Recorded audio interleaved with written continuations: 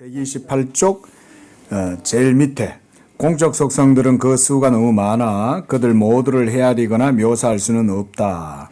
우리가 그것들을 완전히 다루고자 한다면 우리는 하나님은 그의 피조물, 특히 그의 백성 앞에 누구며 어떤 존재인가에 대해서 우리에게 단일한 상념을 주기 위해서 성경이 사용했던 명칭들이나 형상들이나 유사물들 등 이런 모든 것들을 묘사해야 한다.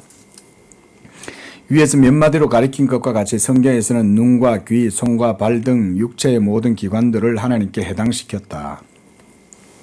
즉 성경은 인간적인 모든 지각, 성향, 감정, 결단, 행위들을 하나님께 해당시키고 그분을 인간 안에서 찾는 직책과 사명의 모든 명칭으로 표시하며 따라서 그를 왕과 법률가와 재판관, 군사와 영웅, 주인과 목자, 사람과 아버지라고 한다. 그리고 하나님을 우리에게 계시하는 데 돕도록 유기적 그리고 비유기적인 전 세계를 불러냈으며 따라서 사자, 독수리, 태양, 불, 산성, 반석, 방패 등으로 비교한다. 유비라고 할 수 있죠. 비유. 그 경우 모든 것이 하나님께서 우리에게 그의 존재의 충만함에 관해 알리시고 깊은 인상을 주고자 하는 수단이 되고 있다. 좀 이따 설명하겠습니다. 자, 우리 인간은 우리의 영적, 육적 실존을 위해 우리 밖의 온 세계를 필요로 한다. 왜냐하면 우리는 본질을 빈곤하고 약하며 아무것도 아니고 아무것도 없기 때문이다.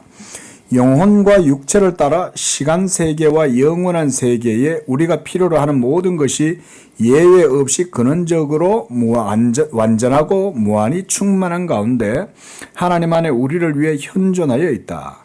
그는 최고 선이요 모든 선한 것들에 넘치는 기초이다. 그냥 쭉 읽으면서 여기 이해가 되면 제가 굳이 설명할 필요는 없는데요. 한마디로 하나님의 존재가 모든 세계 만물 가운데 충만하잖아요. 그래서 보면 제일 먼저 그 128쪽 제일 밑에 문단 거기서 보면 공적 속성들은 그 수가 너무 많아 헤아리거나 묘사할 수 없다 그랬잖아요. 당연한 거 아닐까요? 하나님이 창조하신 세계, 하나님의 창조. 하나님의 창조는 누구의 창조예요? 하나님의 창조잖아요. 하나님의 창조니까 하나님의 창조의 속성, 그러니까 이 창조의 속성에도 신적인 지혜와 영광과 능력이 나타나겠죠. 우리가 오전 예배 때도 하나님이 만드신 만물에 분명히 보여 알게 되나니 그랬잖아요. 그래서 믿지 않는 자들도 사실은 하나님의 존재를 부정할 수 없습니다. 본인들이 그냥 아니라고 거짓말 치는 거지. 그러니까 하나님이 창조하신 세계 속에는 공적 속성 내에는 그 공적 속성들은 너무나 많은 거예요.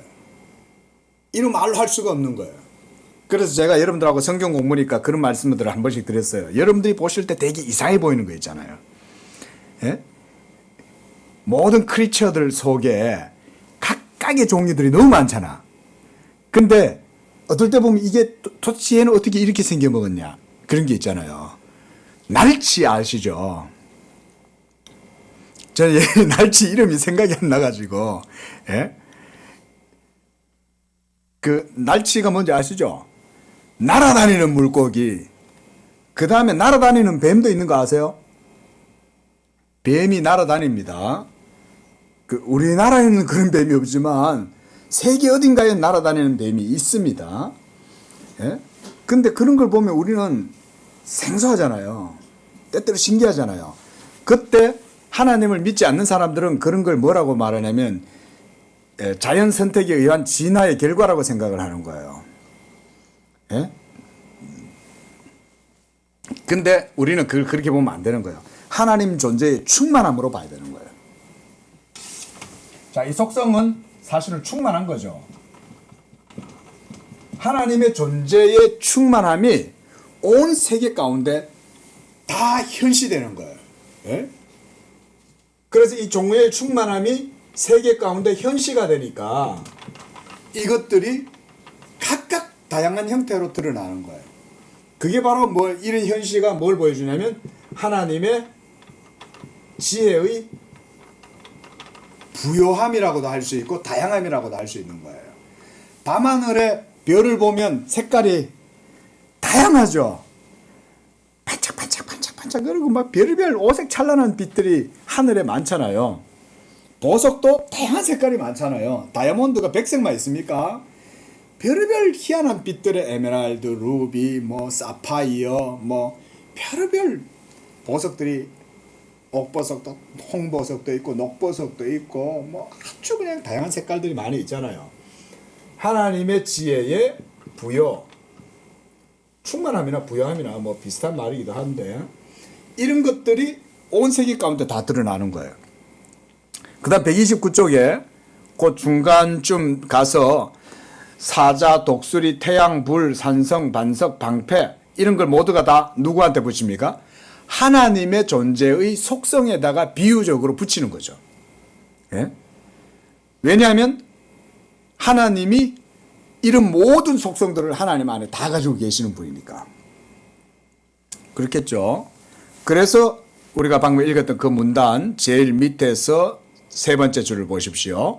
영혼과 육체를 따라 시간과 세계와 영원한 세계와 우리가 필요로 하는 모든 것이 예외 없이 근원적으로 완전하고 무한하고 충만한 가운데 하나님 안에 우리를 위해 이 모든 것들이 다 현존한다는 거예요. 하나님 안에 있다는 거예요. 이게 전부 다.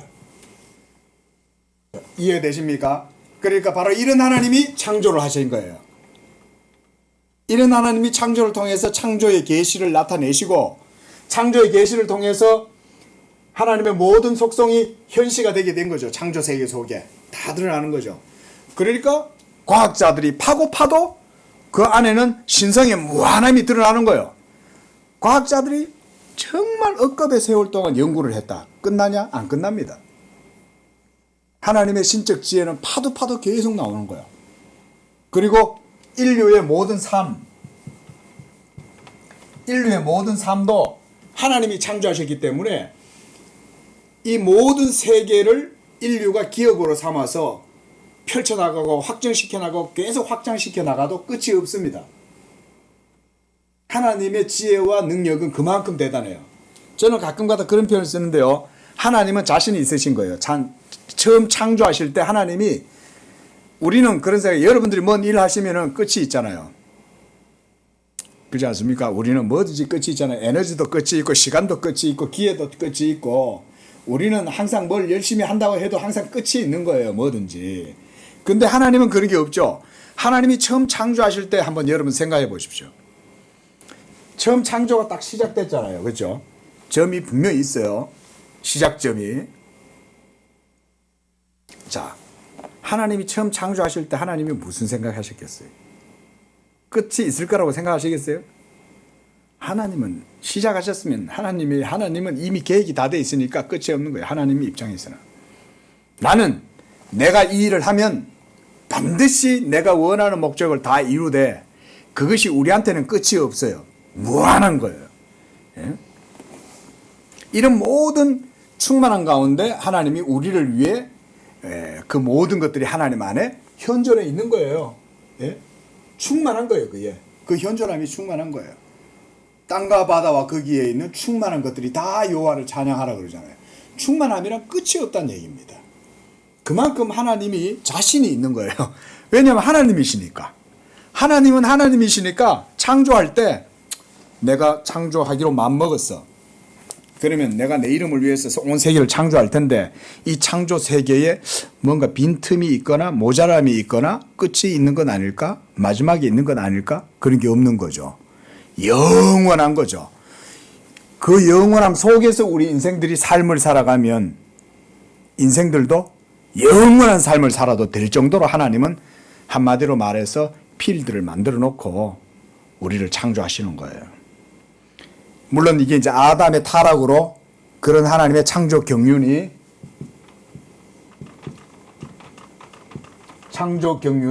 물론 위기에 처하긴 했었죠. 하지만 하나님이 자기의 이름을 위해서 이 창조 경륜을 다시금 회복시키셨죠. 그리스도 안에서. 그래서 우리는 그리스도 안에서 회복됨. 이 회복이 바로 구속경륜이죠. 새 창조라고도 할 수 있어요.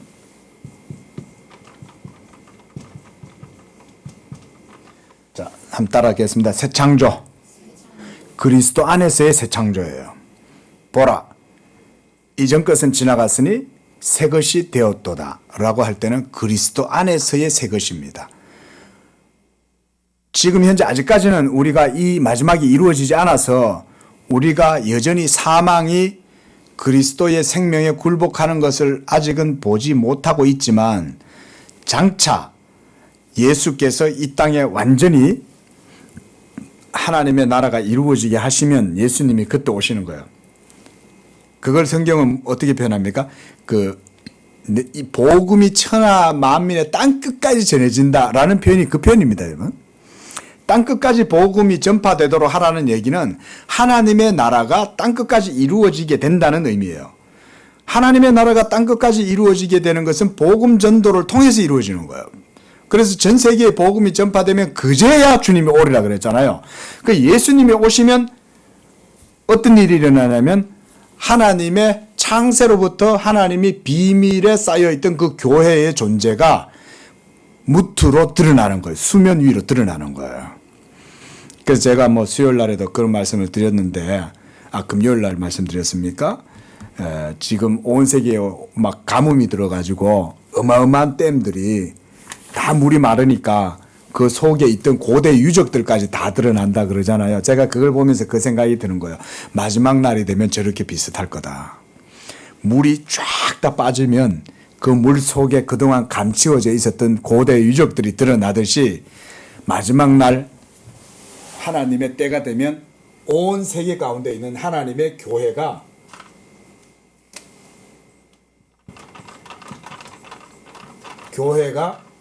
드러나는 거예요. 지금은 잘 안 드러나죠. 지금은 잘 안 보이죠. 예? 우리 양재교회 여기 있다고 하면 누가 보겠어요, 지하에. 그런데 마지막 날 예수 그리스도의 때가 되면 만물이 하나님 앞에서 다 드러나고 만물이 드러나게 될 때 하나님의 교회도 싹 드러나는 거예요. 그러면 하나님의 하나의 교회, 하나님의 교회만 드러나겠죠. 그러면 그 교회가 온 세계 가운데 말하자면 그 교회가 드러나는 게 말하자면 우리가 다른 말로 구원이라고 할 수 있는 거예요. 물론 구원이라고 하는 거는 여러분들 개인이 천국 가는 것도 구원이긴 합니다. 근데 그거는 좁은 의미의 개념이에요. 성경적인 개념이긴 하지만 그건 협의의 개념이에요. 보편적이고 더 큰 개념은 뭐냐면 결국은 그리스도의 몸이 드러나는 거죠. 교회는 그리스도의 몸이잖아요.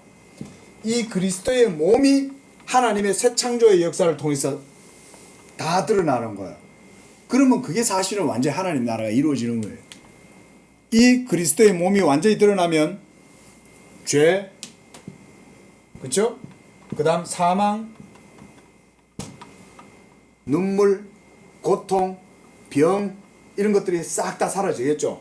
마지막이 되면 이 죄와 사망까지도 싹 제거되는 거예요. 우리는 그 날을 바라고 사는 줄로 믿습니다. 이걸 소망하고 살아가는 거죠. 비록 우리의 몸은 오늘도 힘들고 우리의 몸은 오늘도 병들고 날마다 쇠하여져 가고 낡아져 가고 그래서 우리의 육신의 장막이 점점 넘어질지라도 우리 속사람은 날로 새로운 줄로 믿습니다. 속사람은 날로 새롭다고 그러잖아요.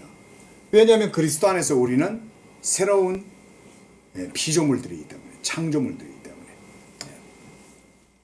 자, 어쨌든 간에 이렇게 함으로써 하나님께서 이제 새 창조의 삶을 통해서 온 세계가 이제 우리한테 펼쳐지는 거예요. 아직까지 감이 안 오죠, 이 정도는. 여러분, 예수님이 내가 아버지께로 간다 그랬잖아요. 아버지로 가시면서 예수님이 무슨 말씀하셨냐면 내가 아버지께로 가면 가서 너희들의 거할 거처를 내가 마련하겠다 그랬어요. 이 거처가 우리가 이 세상에서 살던 무슨 아주 황금 궁궐 같은 그런 대저택 그런 거 아니죠. 그거는 비교도 할 수 없는 겁니다. 할렐루야. 예? 그러니까 이 땅에서 너무 많은 거 누리고 살고 야동바동 그럴 필요 없어요. 마지막 날 우리 주님의 나라가 이루어지면 여러분들에게 이 온 우주에 하나님이 자기 택한 백성들에게 기업을 나눠 주시는 거예요. 상속해 주시는 거예요. 여러분들은 왕같은 제사장이 되고 거룩한 나라가 되고 이렇게 해가지고 여러분들이 어마어마한 하나님 나라의 유업을 상속받는 거예요. 그게 끝이 있겠어요? 아까 뭐라 그랬어요? 끝이 없다 그랬잖아요. 하나님의 창조의 세계가. 이 영광스러운 온 우주를 하나님이 그리스도 예수와 함께 예수 믿는 여러분들에게도 하늘의 그 기업을 상속해 주신다. 그때 되면 여러분들의 존귀와 영광은 하나님의 자녀들의 존귀와 영광인 거예요. 하나님이 왕이면 여러분들은 다 하나님의 자녀들의 왕자, 하나님의 그 왕권을 물려받는 그런 하나님의 자녀들의 신분이 되는 거예요. 대단한 사람들인 거예요. 응? 감동이 없네. 별로 감동이 없네. 네. 이거는 목사가의 문제인 거예요. 자, 계속 읽겠습니다. 성경의 신적 본질에 대한 이런 명칭들과 묘사에서 목적하는 바의 첫째는 이스라엘에게 그리고 그리스도 안에서 계시하셨던 여호와 하나님은 참되시고 진실하시며 살아계신 하나님이라는 없앨 수 없는 인상을 주기 위함이다. 우리가 보통 하나님의 존재를 하나님이라는 이름으로만 부르면 우리는 감이 잘 안 오죠. 하나님 이름이면 우리말로 하나님이면 유일하신 한 분이라는 개념이거든요. 중국에서는 티엔주, 발음이 맞나? 천주라 그러잖아요. 하늘의 주님이라고 부르는데 우리 샹따이도 이렇게 부르죠, 그렇죠? 상제라고 부르잖아요. 근데 우리나라는 그냥 하느님이라고 안 부릅니다. 원래 우리나라는 하나님이라고 불렀습니다. 이게 근데 캐톨릭이 들어오면서 하느님으로 바뀐 거예요. 원래 우리나라는 하나님이에요. 애국가도 하나님이 보호하사로 되어 있습니다. 원래 처음에. 여러분 그거 상식적으로 아셔야 됩니다. 원래 하느님이 아닙니다. 처음에 원래 작사할 때 하나님이라고 이렇게 불렀습니다. 그게 원래는 바르게 부르는 거예요. 우리나라는 이제 하나님 이제 그러잖아요. 근데 여러분 하나님이라고 하는 말은 우리가 다 알긴 알지만 그 통념이 너무 크고 그러다 보니까 이게 감이 잘 안 올 수 있잖아. 그러니까 성경은 하나님에 대해서 다양한 의미의 용어들로 표현을 하는 거예요. 그게 지금 그런 얘기인 겁니다. 그래서 여호와 하나님은 참되시고 진실하시고 살아계신 하나님이라는 이런 인상을 다양한 명칭들과 묘사를 통해서 하나님을, 그래서 하나님은 너를 지키시는 자 이러면서 너의 반석이 되시고 산성이 되시고 피할 요새가 되시고, 그죠? 이렇게 나의 힘이 되시고 하나님을 그런 식으로 묘사하잖아요. 그렇죠? 여호와는 나의 힘이시다. 여호와는 나의 반석이시다. 이런 표현들이 모두 다 그런 거죠. 자, 이방인들의 우상과 거기서 이제 범신론, 다신론, 이신론, 무신론 이렇게 나왔습니다. 이런 것들이 다 이방인들의 이제 하나님 없는 이방인들의 사고방식 속에 이런 사상들이 있죠. 범신론은 모든 이런 사물들 속에까지 다 신이 다 들어가 있다고 하는 그런 사상이고, 그 다음 다신론, 온 세상에 신들이 많은 거예요. 한둘 신이 아닌 거예요. 일본에만 해도 신이 많대잖아요. 자, 그 다음 이신론, 이게 데이즘이죠. 데이즘이 이런 이신론은 하나님이 세계를 창조는 하셨다라고 말은 하는데 그 하나님이 인격적으로 이 세상 가운데 주관하고 역사하고, 그래서 이 모든 세계의 역사가 하나님의 뜻에 의해서 주권적으로 이루어진다라고 하는 그런 인격적 신을 부정하는 거예요. 그게 이제 이 데이즘, 이신론이라는 거예요. 자, 무신론적인 철학자들의 우상은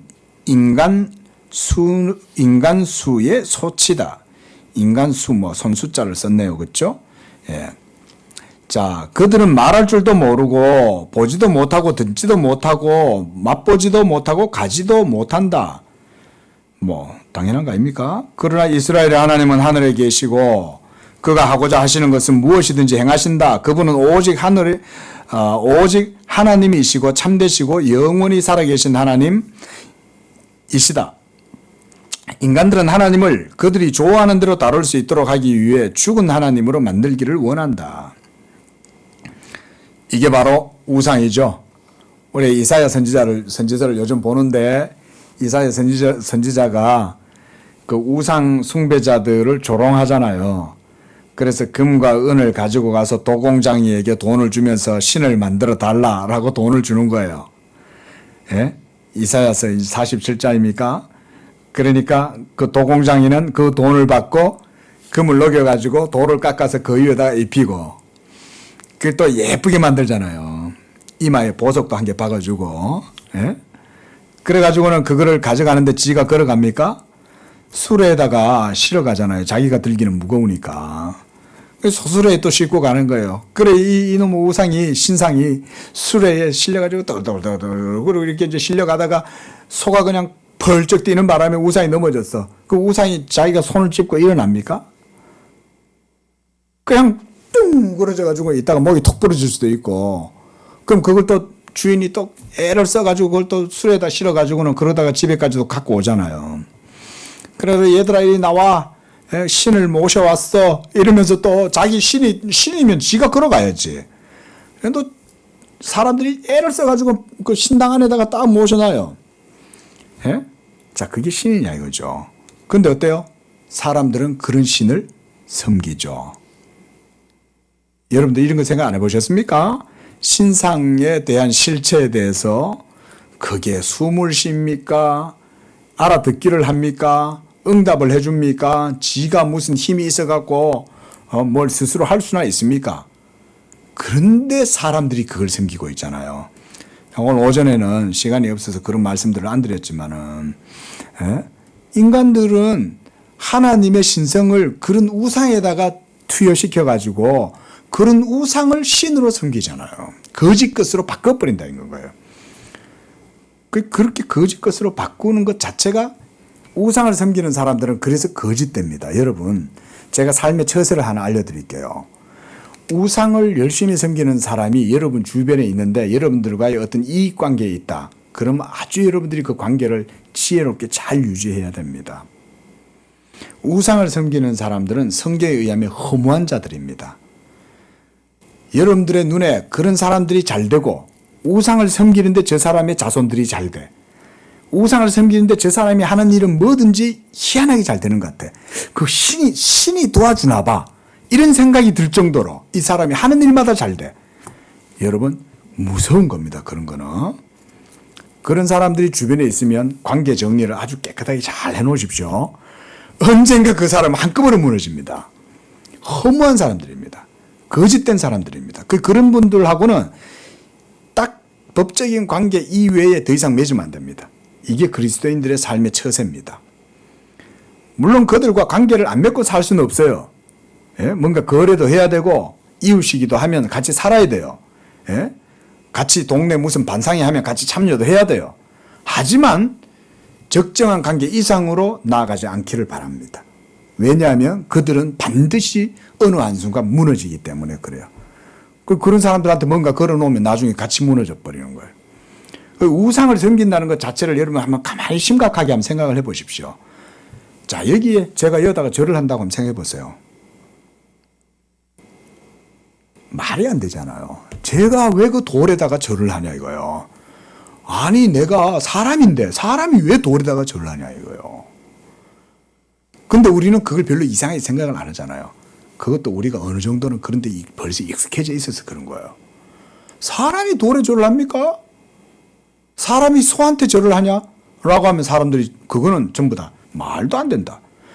차라리 소는 울기라도 하고 도망이라도 다니고 추우면 피해가고 더우면 피해가고 불이 나면 도망가고 하지. 우상은 그것도 못하잖아. 근데 소한테는 절을 안 해도 그 돌멩이 세워놓고는 그거다가는 절을 하잖아요. 성경은 그런 인생들을 보고 허무하다고 그러는 거예요. 맞죠? 성경의 표현이 틀렸습니까? 그런 우상을 섬기는 사람들이 허무한 사람들인 거예요. 자기들이 그런 사람들이니까 거기다 절을 하는 거예요. 그걸 스스로 보여주는 거죠. 그러니까 제가 하는 말씀인 거예요. 성경 보니까 여러분들이 삶을 살아가시다가 우상 숭배자들이 여러분들의 이웃이나 코오퍼레이트를 하는 사람들이면 반드시 명확한 관계를 잘 유지해라. 자칫하면 나중에 이들이 넘어질 때 그냥 안 넘어지죠. 물에 빠지는 사람이 그냥 빠집니까? 주변에 있는 거 다 붙들고 들어갑니다.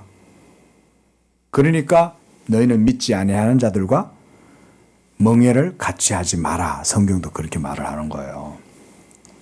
이런 건 이제 삶의 지혜죠. 자, 밑에 문단 129쪽. 순수한 생명이요 생명의 원천인 그런 살아계신 하나님인 것과 같이 그는 영이시고, 뭐 이게 이제 네덜란드 말인 것 같습니다. 고스트죠. 스피릿, 영이시고 비록 몸의 여러 지체들과 행동들을 그분께 돌릴지라도 육체가 없다. 그러므로 묘사할 수 없고 볼 수 없다. 영으로서 그분은 좀 더 의식, 컨셔스, 곧 자신에 대한 완전한 지식을 가지고 계시고 아무리 그 존재가 감추어지거나 적든 간에 자신으로 말미암은 시간 속에 존재하고 일어나는 모든 것에 대한 지식을 하나님은 가지고 계신다. 우리가 이제 이런 거는 여러분 있는 그대로 지금 이거 믿으셔야 됩니다. 이거 지금 방금 읽었던 거. 제가 우리 저하고 같이 사시는 분한테 결혼하고 나가지고는 목사랍시고 성경 공부를 엄청 시켰어요. 그래서 내가 막 그러니까 이제 이분은 이제 뭐 신랑이 마음에 드니까 아, 나 혼자 생각인가? 아, 본인한테 물어봐야 되겠네 나중에 마음에 들었냐 이러면서. 어? 근데 뭐 열심히 잘 듣는 거 보면 마음에 드니까 열심히 잘 들었겠지. 근데 제가 그때 강조한 게 뭐냐면 순간에 대한 얘기를 제가 되게 좀 철학적인 얘기일 수 있잖아요. 근데 이제 제가 막 맨날 목사니까 이제 뭐 그런 거 외에는 관심이 없으니까 맨날 데리고 다니면서 이제 그런 얘기만 하는 거지. 그냥 성경 얘기도 하고 처음 만났을 때도 뭐 로마서 공부하고 이랬어요. 다행히 또 로마서가 좋았다네. 그 지금 생각해보면 내가 좋으니 그렇지 뭐 내가 안 좋아서 로마서가 그게 재밌었겠어 그게.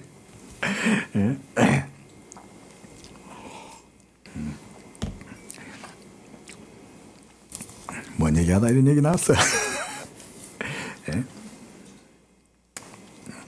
예? 순간, 시간. 하나님의 존재는 제가 다시금 여러분 이거 반복해서 들어야 돼요. 이거는요. 예? 이분도 반복해서 안 들으면 모르겠더라고. 이거는 왜냐하면 여러분들이 평소에 이런 생각들을 안 하시기 때문에 목사니까 저는 이런 생각들을 많이 하지만은 우리 성도님들은 막 익숙하시지 않으니까. 자, 먼저 우리 이렇게 좀 얘기를 드리면 편할 것 같아요. 자, 하나님은 시간을 창조하셨다. 이렇게 생각하면 됩니다. 시간을 창조하신 거죠. 하나님께서는. 그렇죠? 그러면 시간을 창조하신 분은 시간 속에 계시겠어요? 안 계시겠어요? 시간 속에 안 계시는 거죠. 그렇죠? 그리고 동시에 시간을 창조하셨기 때문에 하나님은 그 시간 속에 들어오실 수 있어요? 없어요? 시간을 창조하셨잖아요. 시간을 창조하신 분은 시간 밖에도 계시기도 하지만 시간 안에도 들어오실 수 있는 거예요. 이런 걸 뭐라고 얘기하냐면 능력이라고 얘기하는 거예요. 하실 수 있으니까.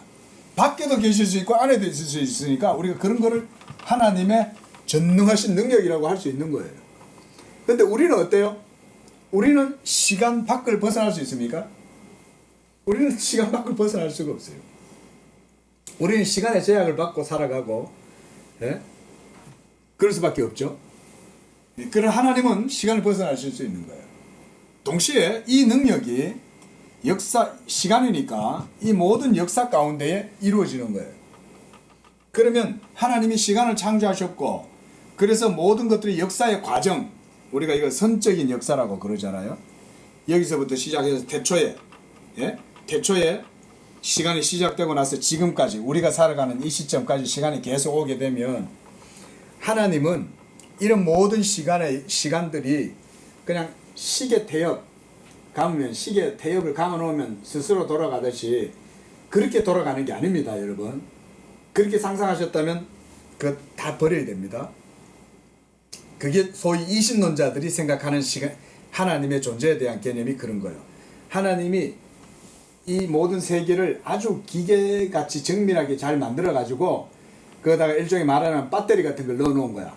그 배터리가 들어가면 이제 그때부터 이제 짝깍짝깍 끓고 이제 모터가 돌아가면 자동적으로 돌아가도록 그렇게 세계를 하나님이 만들어 놓고는 떠났다. 개입하지 않는다고 본 거예요. 근데 그게 아닙니다. 이렇게 시간을 우리가 분할을 할 수는 없지만 우리가 그냥 이해를 위해서 매 순간순간에 이렇게 있잖아요. 지금도 째깍 시간이 계속 가죠. 그쵸? 계속 지금도 시간이 흘러가요. 이렇게 제가 말하는 동안에도. 이게 지금 거의 7,000년의 시간 동안 지금 이렇게 온 거죠. 하나님의 창조하신 이후부터. 그러면 자, 요 한순간, 요 순간들도 하나님에 의해서 이루어진다고 이렇게 봐야 돼요. 제가 이제 그 말씀을 드리는 거예요. 하나님은 모든 순간을 안 놓치시는 거예요. 이렇게까지 여러분들이 고백을 하셔야 됩니다. 지금 바빙크가 여기서 하는 말이 그건 거예요. 130쪽에 아무리 그 존재가 감추어지거나 적든 간에 자신으로 말미암은 시간 속에 존재하고 일어나는 모든 것에 대한 뭘 가지고 계신다 그래요? 지식을 가지고 계신다 그러죠. 이때 바빙크가 말하는 하나님이 모든 순간 속에 있는 이런 점들, 시간에 대한 이런 모든 것들에 대한 지식을 가지고 있다는 말은 뭐냐면 시간의 운동과 방향도 하나님의 의지에 의해서, 결정에 의해서 이루어지는 거다 그 말입니다. 그걸 여기서 지식이라고 그러는 거예요. 지금 시간이 흘러가요. 그리고 이 시간의 모든 이 순간순간, 매 순간순간마다 이런 모든 순간들에 의해서 이루어지고 형태가 드러나잖아요. 그죠? 이루어지잖아요. 이루어지는 이 모든 것들이 하나님의 지식에 의해서 이루어지는 거다 이 말인 거예요. 한마디로 이걸 하나님이 모른다는 말이 아니라 아신다는 거죠.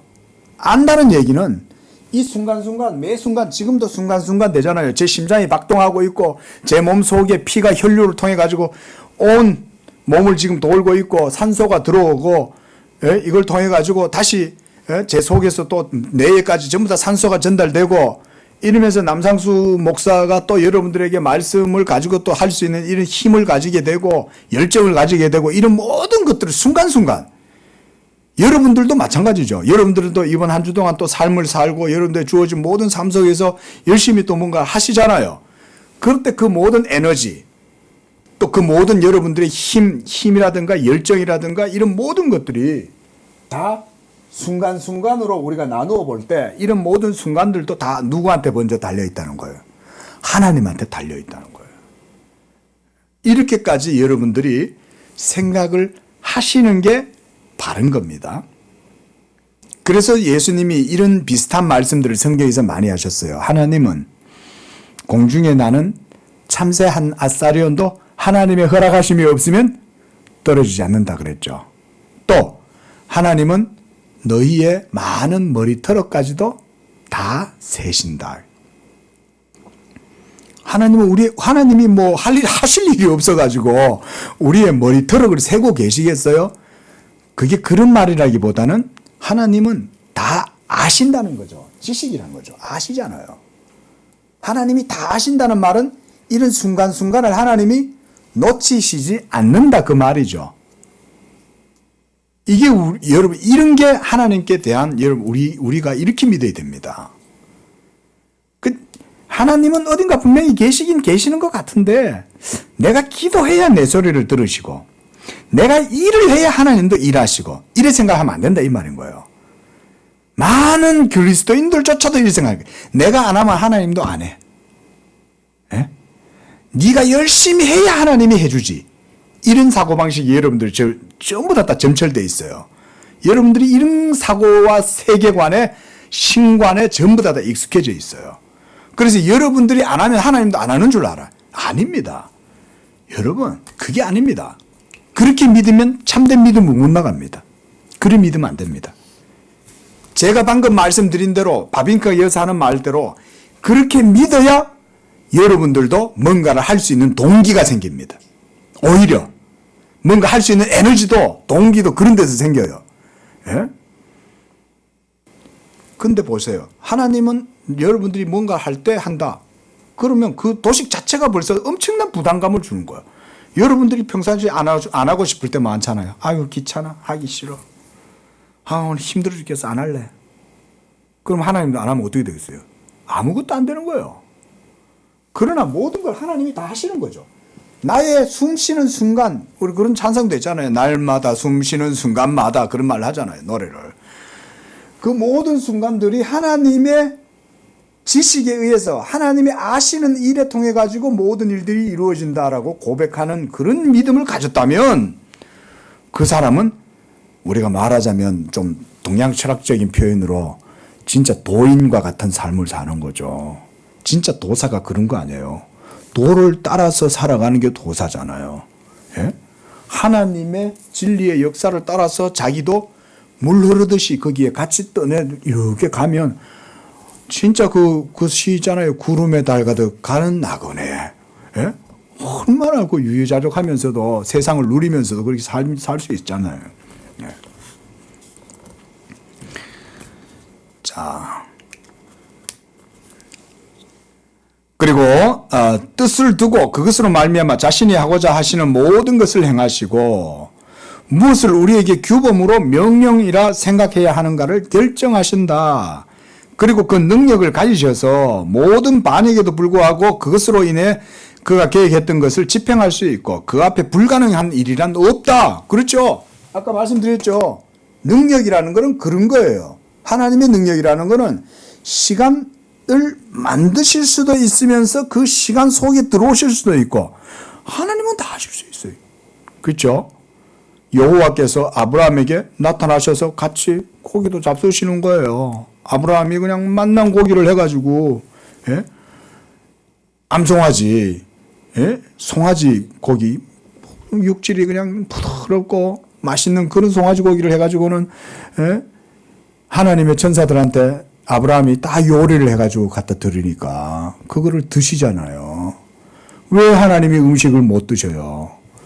음식을 만드신 분이, 시간을 만드신 분이 시간 속에 들어오실 수 있듯이 아니 잡수실 수 있죠. 부활하신 예수님이 고기를 다 구워가지고 제자들이 밤새도록 물고기를 잡다가는 못 잡고 나오니까 저쪽에다 던져봐. 이래가 물고기를 잡고 나오니까 벌써 예수님 밖에서 물고기를 굽고 계시잖아요. 생선을.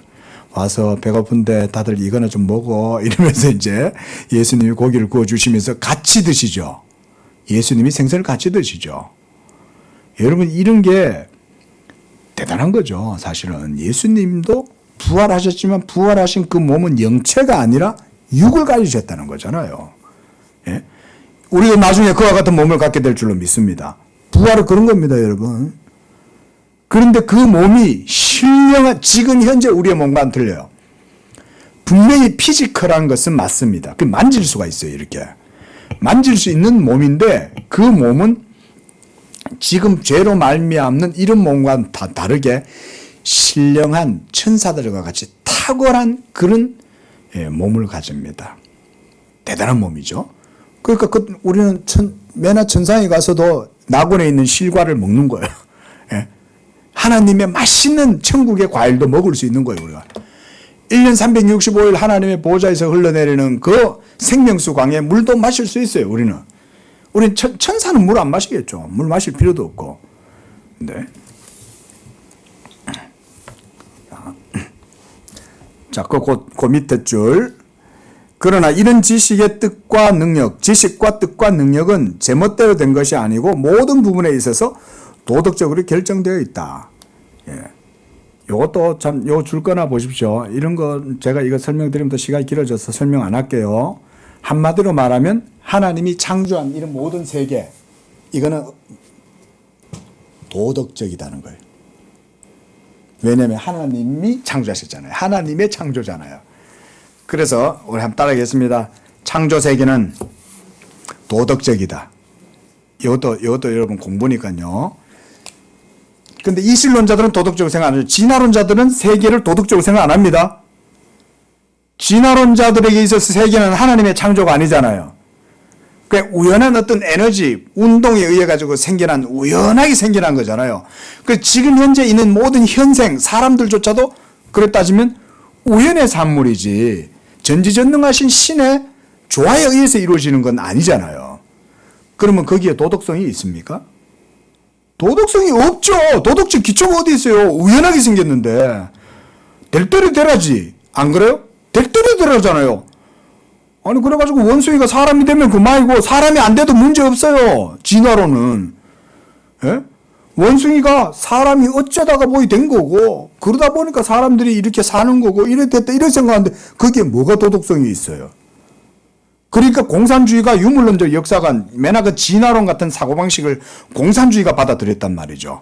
공산주의자들의 프롤레타리아 혁명이라는 것은 힘으로 체제를 전복하는 거예요. 그게 공산주의인 거예요. 그래서 무상계급들이 부르주아지들을 타파하고 자기들이 일어나가지고 프롤레타리아 혁명을 일으켜갖고 모든 기존에 있던 그런 모든 기득권 세력들을 전복시키고 한다. 그게 그들의 윤리죠. 힘으로 뒤엎는 거 이외에는 뭐 없어. 힘으로 뒤집는 거 외에는 없어요. 근데 성경은 그렇게 얘기하지 않죠. 위에 있는 자들에게 복종하라. 성경이 이렇게 말하죠. 우리 로마서에도 그 말씀 나옵니다. 나라의 권세자들에 대해서도 복종해라 라고 말합니다. 그때 당시에 로마에 네로가 있는데 그럼 네로한테 복종해야 되냐고 질문하는 사람도 있을 거 아니에요. 그런데도 복종해라는 거예요. 권세는 하나님께로부터 나지 않음이 없다 라고 이렇게 말하잖아요. 그 다 도덕적이니까 그런 거예요. 비록 악한 왕이야. 네로가 엄청나게 완전 사이코패스야. 네로는. 근데도 불구하고 그리스도인들 보고 사도 바울은 위에 있는 권세자들에게 복종해라는 거예요. 그 뭐 때문에 복종하라는 겁니까? 이것 때문에 복종하라는 거예요. 모든 순간순간을 주장하고 다스리는 것은 하나님의 지식을 통해서 이루어지는 거기 때문에 너희들 눈에 비록 불합리해 보이더라도 그거를 따르라는 거예요. 예? 여러분 우리 그리스도인들은 이렇게 하나님을 믿고 따르는 거예요. 진화론은 윤리가 없기 때문에 체제 전복해도 돼. 진화론을 믿으면. 왜냐하면 하나님이 어디 있어? 내가 힘이 더 세면 그게 법이지. 그렇잖아요. 그게 무슨 고상한 논리가 있습니까? 내가 배고프고 내가 맨날 착취만 당하고 그러니까 난 못 살겠다. 갈아엎어야 되겠다. 야 우리 일어나자. 이래가지고는 그냥 전봉준이 그냥 동하게 나를 일으켜가지고 막 나라를 뒤집으려고 하고 그러는 거 아니에요? 거기에는 윤리가 없어요. 하지만 하나님이 창조하신 세계는 순간순간 모든 시간의 창조와 섭리가 하나님의 능력에 의해서 이루어지기 때문에 이런 모든 역사의 주권이 하나님께 있다는 것을 우리가 믿고 고백하는 거예요. 그러니까 우리는 모든 것에 순복하는 거예요. 하나님이 다스리니까. 하나님이 악한 대통령을 세워가지고 군부 통치를 하고 그렇게 해가지고 막 민간인들을 학살하고 그래요. 그러면 그것도 하나님의 주권적인 섭리에 있다고 우리가 생각을 해야 돼요. 그가 대통령으로 서 있다고 해서 그런 사람이 대통령이라 해가지고 우리가 막 분수에 넘치게 그러면 안 되는 거예요. 예수 믿는 사람들은 딱 복종할 땐 복종할 수도 있어야 돼요. 하나님을 믿기 때문에. 그런데 보세요. 하나님은 하시면 언제든지 그를 끌어내릴 수 있죠. 그래서 여러분 권세자들은 하나님이 치십니다. 예? 특히 권세자들이 하나님을 모르고 이게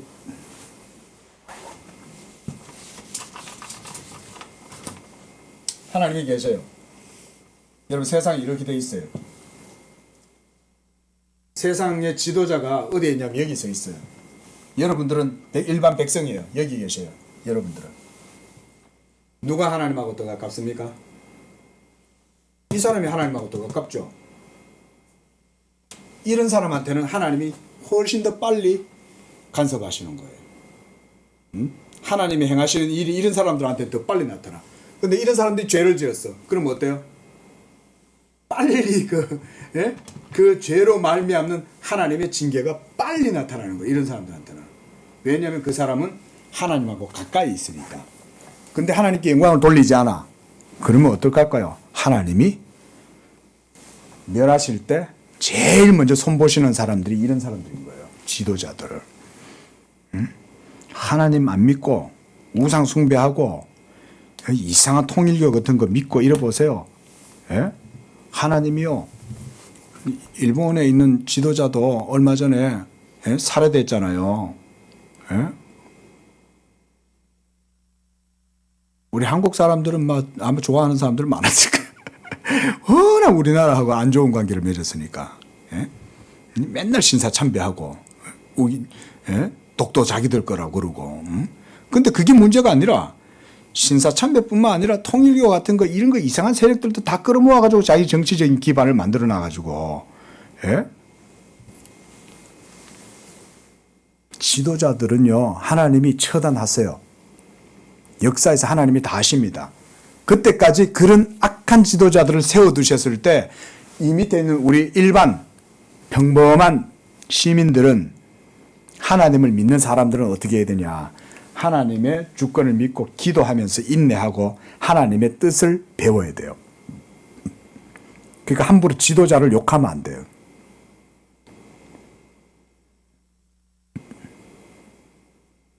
함부로 지도자 욕하면 안 됩니다. 네? 그를 세우신 하나님을 욕하는 거예요. 여러분들에게 정치적으로 색깔이 안 맞다고 해서 함부로 하지 마세요. 예? 하나님이 다 보고 있습니다. 일부러 그런 지도자를 세워두시는 거예요. 얼마나 교만합니까? 백성들이 방자잖아요. 응? 우리 양재교회 성도는 그런 믿음 추구하면 안 됩니다. 그걸 믿음이라고 생각하면 안 돼요. 예. 이단이에요, 이단. 예? 이걸 생각해 보십시오. 제가 지금 말씀드렸듯이 이런 매 순간순간이 하나님 앞에 딱 달려 있다는 것을 고백하는 사람들은 절대 그렇게 안 합니다. 하나님 두려워서. 하나님 저 악한 지도자 하나님이 세우신 줄로 믿습니다. 저 사람 때문에 정말 참 저도 한숨이 나오지만 그러나 하나님이 하실 줄로 믿습니다. 하나님이 어떤 방법으로든 기가 막히게 하시는 거예요. 우리가 그걸 믿어야지. 자, 계속 보겠습니다. 이것은 이미 성경에서 하나님께 돌리고 그분이 창조와 재창조 때 세운 바 목적의 모든 것이 이루도록 일치하도록 정연돈하시고 지시하시는 지혜에 나타나 있다. 그러나 무엇보다 더 이것은 한편으로 선과 은혜에 선명하고 분명하게 표현되어 있고 이들과 함께 다른 한편 하나님께 돌리는 거룩과 의에서 표현되어 있다. 하나님은 전지전능하신 분일 뿐만 아니라 전선하신 자요 선한 분은 오직 그분뿐이며 온전하시고 피조물들의 선한 모든 것들의 근원이시다. 이런 하나님의 선하심은 온 세상에 퍼져도 향하는 대상에 따라서 바꾸어지고 참으로 다양한 형식을 취한다. 그것은 징벌에 나타나는 길이 참으심, 죄의 용서함을 받는 죄책에 보이는 은총, 하나님께서 은총으로 피조물들 자신들에게 나눠주시고 보내주시는 사랑, 하나님의 선하심이 그의 긍휼함을 입은 자들에게 나타나는 인자, 모든 은택이 지닌 이런 선하심은 값없으신 선물임을 강조하는 기뻐하심이라 일컫는다. 자, 이건 제가 설명하지 않겠습니다. 자, 어쨌든, 그렇죠? 창조는 하나님의 창조니까 도덕적 세계인 거예요. 이 모든 세계는 아셔야 됩니다. 도덕적 미학이, 동물들도 도덕적 미학을 가지고 있습니다, 여러분. 이것까지는 제가 다 설명할 수는 없고요. 동물들도 그래서 하나님이 다 창조하신 거잖아요. 그러니까 동물들 속에도 일종의 선의 개념이 있어요. 요즘은 유튜브가 있어갖고 정말 좋은 게 많은 것 같아요. 뭐 뭐 좋지 않은 것도 있지만 유튜브가 뭐가 좋냐면 온 세상에 일어나는 희한한 현상들을 이 유튜버들이 찍어가지고 올려주니까 우리는 볼 수가 있어.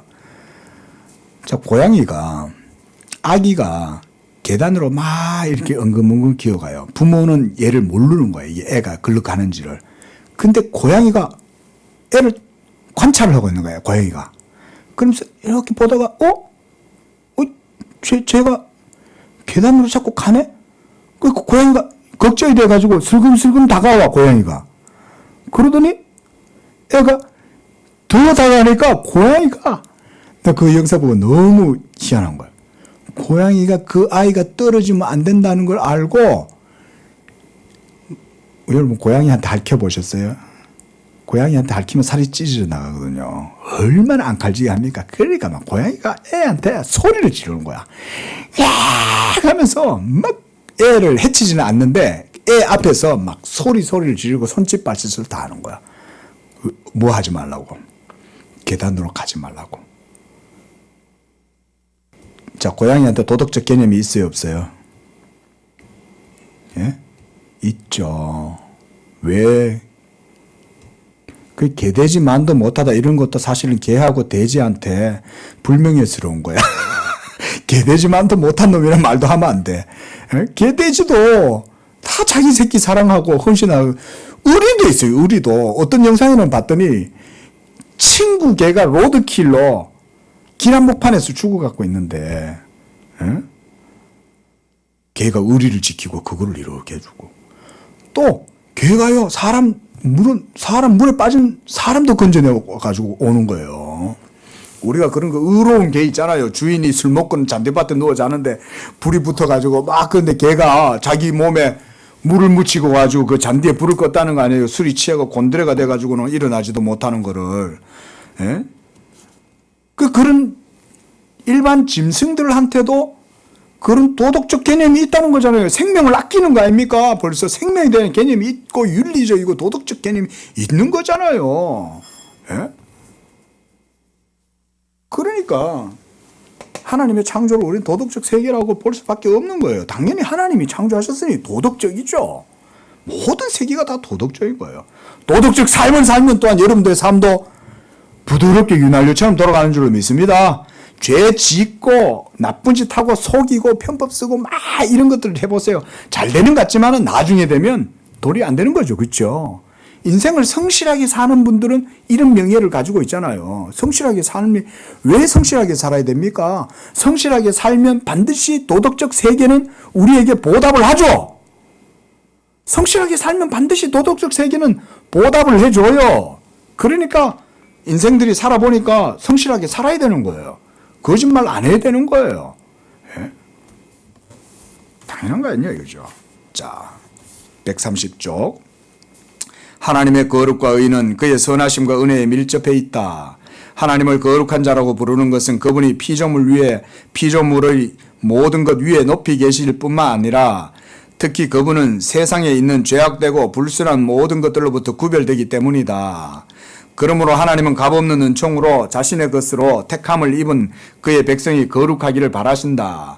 또한 그분은 그리스도께서 그들을 진리 가운데 거룩하게 하기 위해서 자신을 그들 앞에 거룩하게 하셨던 것처럼 그리스도로 말미암아 그들 가운데 자신을 거룩히 하셨다. 그리고 하나님의 거룩은 그의 의와 밀접한 관련이 되어 있다. 그렇죠? 이렇게 모든 것들이 하나님의 의와 밀접한 관련이 있는 거예요. 하나님은 도덕적인 분이세요. 이걸 우리말로 의로운 분이신 거예요. 의로우신 분. 우리가 요즘 이제 로마서에서 그걸 보죠. 왜냐하면 거룩한 자로서 주님은 죄와 전혀 관계가 없기 때문이다. 주님은 죄를 미워하시고 그것에 대해서 진노하시고 로마서 1장 18절 질투하시기까지 명예를 존중하시는 거예요. 하나님이 죄를 미워하실 수밖에 없는 이유가 이거죠. 논리가 이겁니다. 이거 다시 한번 보십시오. 하나님이 죄를 미워하실 수밖에 없는 이유는 제가 오늘 우리 설교도 마찬가지인 거예요. 노모스라 그랬죠. 그렇죠? 우리가 노모스 이게 이제 헬라 말이에요. 노모스. 그런데 보세요. 하나님이 질투하실 수밖에 없는 이유가 뭐냐면 한순간도 하나님께로부터 벗어나지 않는 거예요. 한순간도 하나님한테 벗어나지 않아. 그런데 죄를 지어. 어떡하 있어요? 하나님이 계속 일하시고 모든 순간순간이 하나님에 의해서 이루어지는데 그 하나님에 대해서 우리가 범죄하고 그 하나님을 믿지 않고 죄를 지으면 아니 이렇게 아까 지식이라고 그랬잖아요. 하나님이 모든 순간순간을 다 아시는 하나님이 화가 안 나시겠어요? 하물며 여러분들의 집에서도 우리 주부님들은 특히 주방은 여러분들의 것이지 않습니까? 그렇죠? 주부에게 있어서 주방은 자기 나라잖아요. 그거 와가지고 함부로 하면 싫어하죠. 예? 하나님이 어떠시겠어요? 온 세계에 이렇게 하나님이 주관하고 다스리는데 인생들이 행하는 일들마다 거짓을 구워내고 삶아내고 온갖 행하는 모든 일들이 전부 다 거짓이고 악이잖아요. 살인이고 간음이고 온갖 탐욕과 이런 것들이 다 드러나잖아요. 그 하나님이 진노 안 하시는 게 이상한 거죠. 당연히 하나님이 진노하시는 거죠. 따라서 조금도 죄인을 없다 하실 수 없으시다. 주님의 거룩한 본성이 서원하시는 바는 자신 밖에 있는 피조물들의 세계에서도 의로움이 보존되고 사람의 관계 없이 각자 그들의 행위에 따라 상 주시는 것이다. 요사이는 자신뿐 아니라 다른 사람들도 하나님은 인간의 죄악된 생각과 행동들과 같은 그런 사소한 일에 관심이 없다고 믿도록 유혹하고 있다.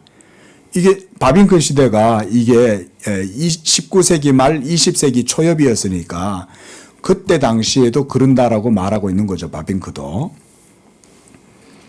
그게 한마디로 말하면 그때 당시에 철학적 사조인 거예요.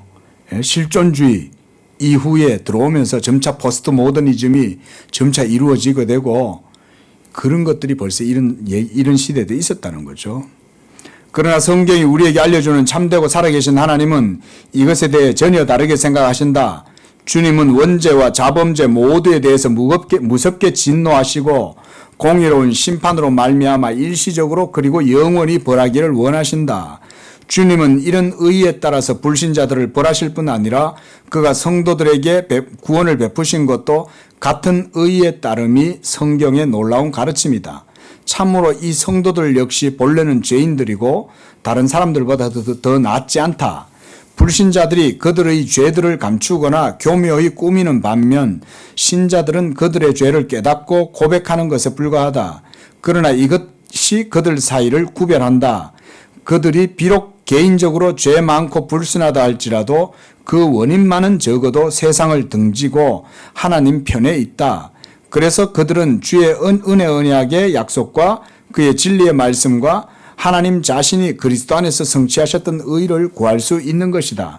이런 의에 따라서 하나님은 그의 백성들의 죄를 용서하시고 영원한 생명을 주실 책임이 있음을 외람되이 말할 수 있다. 그리고 하나님은 종종 그의 성도들로 하여금 자신을 기다리게 하시고 잠시 동안 그들의 신앙에 시련을 주시며 그 후 완전한 구원을 따르게 하고 하나님의 진실하심과 신실하심을 좀 더 찬란하게 증거하시는 것이다.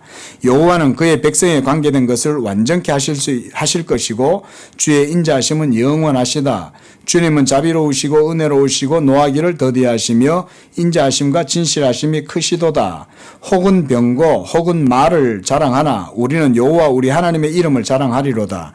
왜냐하면 이런 하나님은 영영이 하나님이시니 우리를 죽을 때까지 인도하실 것이기 때문이다. 그는 구원의 하나님이시요 영광의 하나님이시다. 그리고 여호와를 자기 하나님으로 삼는 백성은 복이 있다. 자, 이렇게 해서 9장까지 우리가 봤습니다. 하나님의 존재에 대해서 바빙크는 이렇게 계속해서 이제 얘기를 했는데요. 교사가 제대로 가르쳤는지 모르겠습니다. 하나님의 존재. 자, 한마디로 우리가 이제 여러 가지 특히 이제 바빙크는 공유적 속성과 비공유적 속성이라는 이런 이제 신학적인 이제 주제들을 가지고 하나님의 존재에 대해서 얘기를 했습니다. 그렇죠? 여러분들 이것만 기억하시면 좋을 것 같아요. 하나님의 창조 그 자체는 그래서 하나님에 의해서 이루어질 뿐 아니라 지금도 모든 세계가 하나님에 의해서 유지가 되고 있다는 것. 성경은 이걸 보존 통치라고 그러시죠. 하나님이 통치하시는 겁니다. 그래서 모든 세계는 도덕적 세계다. 이거 아셔야 됩니다. 그래서 여러분들이 아름답다라고 하는 것도 다 도덕적입니다. 여러분 드라마 보실 때 여자분들이 막 울고 막 어떨 때는 막 분통을 터지죠. 저게 오늘 또 나왔네. 저거 아직도 안 죽고 살아있네. 이러면서 어떨 땐 작가한테 메일도 보내고 막 항의 전화도 하잖아. 왜 그 나쁜 놈을 아직도 살려나 이러면서. 그런데 전부 다 도덕적인 의문을 가지는 이유가 뭐 때문입니까? 도덕성이 모든 사람들 속에 공평하게 주어져 있기 때문에 그런 거죠. 공정하게 주어져 있기 때문에 그런 거죠. 도덕성이라는 게.